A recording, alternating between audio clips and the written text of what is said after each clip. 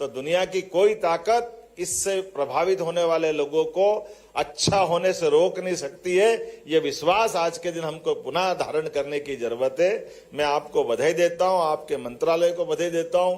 और अब तो यशस्वी प्रधानमंत्री, वास्तव में आपने कितने प्रकार से काम किया है। एड्स की उस भयावहता के लिए तो आप एकदम न्यूनतम स्तर पे ला रहे हैं, और आपने उससे बढ़कर और पवित्र संकल्प लिया है।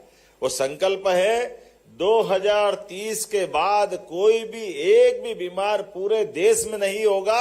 इतना सुंदर और इतना बड़ा संकल्प आपने किया है, मैं आपको बधाई देना चाहूंगा।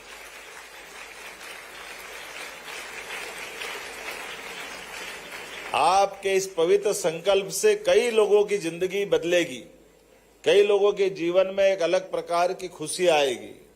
और वाकई ये बातें किसी और दौर में होता तो हम मानते थे कि बहुत कठिन है, लेकिन कोविड की चुनौती के बाद जिस प्रकार से यशस्वी प्रधानमंत्री ने स्वास्थ्य विभाग के प्रति विश्वास जगाया है, बड़ा अच्छा लगता। अब तो इतनी सारे अलग अलग प्रकार के आयाम हो गए, कोई एक बात हो तो बताएं, कितने प्रकार के आयामों पे काम कर रहे हैं। कोविड के उस कठिन काल में पूरा देश लॉकडाउन के भरोसे से, शुरुआत में तो बीमारी का अता पता ही नहीं लग रहा था। उसके पहले तो ये माना जाता था कि मृत्यु अगर हो रही तो हार्ट अटैक से हो जाएगी, ब्रेन से हो जाएगी। शुरू में तो हॉस्पिटल पे यही झगड़ा चलता था कि मरीज बात कर रहा है मोबाइल से, और बात करते करते कैसे मर जाएगा, पता ही नहीं चल रहा कि लंग्स साफ हो गया और ऑक्सीजन ढंग से नहीं ले पा रहा है। लोगों को लगता बात कर रहा मतलब बाकी बीमारी है ही नहीं। ये जो नया दौर का नया कष्ट आया था, लेकिन मुझे इस बात की प्रसन्नता है, यशस्वी प्रधानमंत्री के नेतृत्व में दुनिया ने देखा कि भारत भी सुरक्षित हुआ है, और भारत ने जियो और जीने दो के भाव के आधार पर कई सारे देशों की जिंदगी बचाने में बड़ी भूमिका अदा की है। मुझे इस बात की प्रसन्नता है।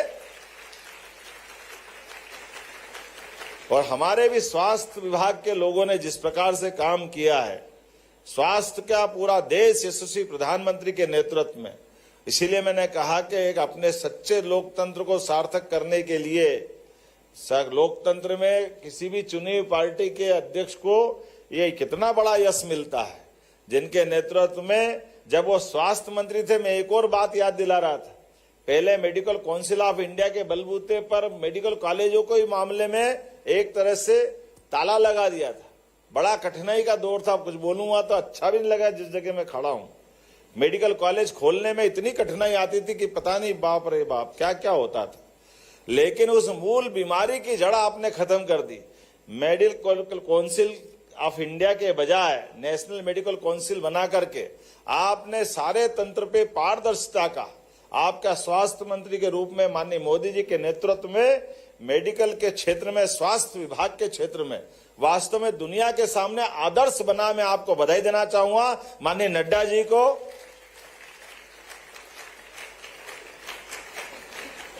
और उसका परिणाम भी कैसा आया भाई साहब, आपके परिणाम आने से हमारे मध्य प्रदेश के अंदर, जहां एक तरफ हमारे अपने कॉलेजों की संख्या बहुत सीमित थी मध्य प्रदेश में, और मध्य प्रदेश छोड़ो 2014 के बाद पूरे देश के अंदर अगर मेडिकल कॉलेज के संख्या डबल हुई है तो उसका सबसे बड़ा योगदान आपके माध्यम से आता, माननीय मोदी जी के माध्यम से आता है। पूरे देश के अंदर मेडिकल कॉलेज खोलने के लिए जिस प्रकार से सभी प्रकार की सरलीकृत व्यवस्था हुई, वाकई वो बहुत अभिनंदन के पात्र है। और इसी नाते से आज के इस अवसर पर जब हम बात कर रहे हैं, अपने मध्य प्रदेश के अंदर प्रदेश भर में 12 अगस्त 2024 से 12 अक्टूबर 2024 तक एड्स नियंत्रण का हमने जागरूकता अभियान चलाया। 28,457 गांवों में 21,764 सभाओं के माध्यम से 779 कॉलेजों में 6,000 से अधिक स्कूलों में जागरूकता कार्यक्रम चलाया है। 800 कॉलेजों में रेड रिबन क्लब बनाए गए हैं। विभिन्न प्रकार की जांचों को प्रोत्साहन देते हुए जो आपने पवित्र उद्देश्य, जिस संकल्प को हमारी तरफ या आपने संकल्प लिया जिसमें हम साथ में खड़े हैं, मुझे इस बात की प्रसन्नता है कि लगातार हमारे इस जागरूकता के आधार पर जो एक तरह से अज्ञात एक दुनिया में जी रहे थे, उनको अपनी बीमारी मालूम नहीं थी, लेकिन इसी जागरूकता के भरोसे से अप्रैल से अक्टूबर तक हमारे अपने प्रदेश के अंदर ऐसे गंभीरतम बीमारी के 4,400 से ज्यादा HIV संक्रमित मिले हैं। बीमारी का मिलना, ये वैसे तो एक बीमार होना भी बहुत खराब बात है, लेकिन उससे और खराब बात तब होती जब हम उसको नॉलेज में नहीं लाते। हमारे स्वास्थ्य विभाग के सारे लोगों को बधाई, जिनके भरोसे से हमने एक एक व्यक्ति को ढूंढ करके उनकी बीमारी को पकड़ा है। और मुझे पूरा भरोसा आपके नेतृत्व में ये सभी के सब लोग अच्छे होंगे और इस बीमारी से निजात पाएंगे।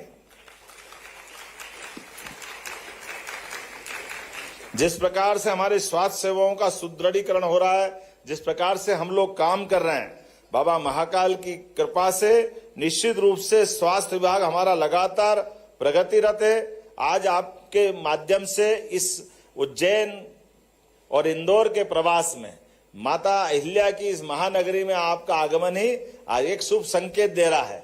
आपका आना वैसे ही सदैव आनंददायी रहा है, आशीर्वाद आपका सदैव मध्य प्रदेश पे रहा है। और स्वास्थ्य सेवाओं को लेकर के हमारे पूरे प्रदेश में सबसे अच्छी स्वास्थ्य सेवा अगर कहीं है तो इंदौर में मुझे इस बात का गर्व है। इस आनंद में हम आपकी उपस्थिति से और ऊर्जावान हो रहे हैं और बहुत सारे सुधार करते जा रहे हैं। काल के प्रवाह में अगर हम सरकारों के बलबूते पे बात कहें तो कहां 2004-05 तक हमारे प्रदेश में केवल 5 मेडिकल कॉलेज थे, लेकिन आपके नेतृत्व के भरोसे से हमारे पास यद्यपि परिवर्तन का युग चालू हुआ, आज 30 मेडिकल कॉलेज हमारे मध्य प्रदेश की सरकार के माध्यम से प्राइवेट और सरकारी संचालित हो रहे हैं, जिसमें 3 का आशीर्वाद तो अभी आपके माध्यम से नीमच, मंदसौर, सिवनी, ये आपका ही आशीर्वाद है। और कई सारे कॉलेज, कई सारे हमारे पैरामेडिकल, नर्सिंग ऐसे महाविद्यालयों का शुभारंभ भी हुआ है। और अभी 8 हमारे निर्माणाधीन पाइपलाइन में है, 12 हमने PPP मॉडल पे लगाए हैं। अर्थात 2 साल के अंदर 50 मेडिकल कॉलेज हमारे मध्य प्रदेश के अंदर बनकर के तैयार हो जाएंगे। मेडिकल कॉलेज का बनना केवल मेडिकल कॉलेज का नहीं, लगभग 52 हमारे आयुर्वेदिक मेडिकल कॉलेज हमारे यहाँ लगे हैं। माननीय मोदी जी वास्तव में कितने और आपके माध्यम से कितने प्रकार से काम हो रहा है। हमारे पास केवल एलोपैथिक नहीं, सभी प्रकार की चिकित्सा व्यवस्थाओं के मार्ग पे जाकर के अंततः व्यक्ति का स्वास्थ्य अच्छा हो सकता है। इसलिए आयुष्मान विभाग के माध्यम से आपने जो समग्र कल्पना की है, वाकई वो अद्भुत है। आज के इस अवसर पर पुनः मैं आपका मध्य प्रदेश की धरती पर स्वागत करता हूं, अभिनंदन करता हूं और उम्मीद करता हूं आपके मार्गदर्शन में निश्चित रूप से 2030 तक तो हमारा देश होगा, लेकिन हम कोशिश करेंगे 2028 तक ही मध्य प्रदेश एड्स से मुक्त हो जाए। ये आपका आशीर्वाद चाहते हुए इस संकल्प के साथ आपको पुनः धन्यवाद, आभार, पुनः वंदन, अभिनंदन। बहुत धन्यवाद। निश्चित ही आपके प्रयासों से हमारा प्रदेश स्वच्छतम प्रदेश के रूप में उभरेगा। और जैसा कि हमें ज्ञात है, भारत अपनी प्राचीन वैदिक ज्ञान से पुनः विश्वगुरु बनने के लिए तैयार है। और जैसा पुराणों में वर्णित है, पहला योग निरोगी काया, जिससे स्वस्थी साम्राज्यम का निर्माण हो सके, ऐसी ही विचारधारा से जो भारत के स्वास्थ्य क्षेत्र को सशक्त बना रहे हैं, हमारे देश के ओजस्वी केंद्रीय स्वास्थ्य एवं परिवार कल्याण मंत्री श्री जगत प्रकाश नड्डा जी से हम विनम्रतापूर्ण आपकी तालियों के बीच आग्रह करते हैं उनके आशीर्वचनों के लिए।